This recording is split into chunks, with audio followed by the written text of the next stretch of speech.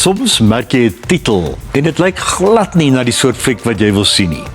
Ek het lang tand gaan kyk na How to Make a Killing en kom toe af op 'n prikkelende en vermaaklike swart komedie.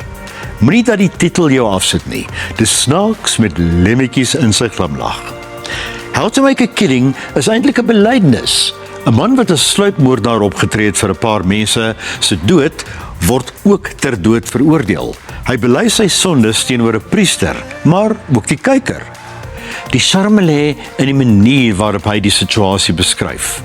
Hy voel hy verdien die $28 miljoen eerder as die selfsugtige familie as erfenis. Maar om so van hulle ontslae te raak is verkeerd.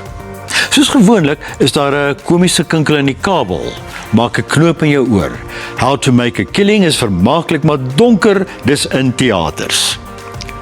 Mens moet onthou, as jy resenseer, dat daar kykers is wat van kunsfilms hou, maar kunsfilms met 'n verskil. The Bride vertel vir die soveelste maal die Frankenstein storie, maar die slag uit die monster se bruid se perspektief. Oppas, dis kuns, maar ontstellend.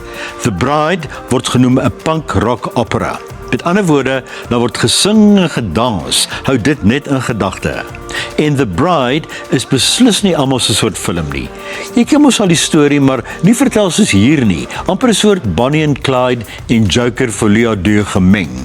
Jy moet in die bui wees daarvoor en beslis weet waarvoor jy jou inlaat. The Bride is wreed, eksentriek en kan ontstel in teaters.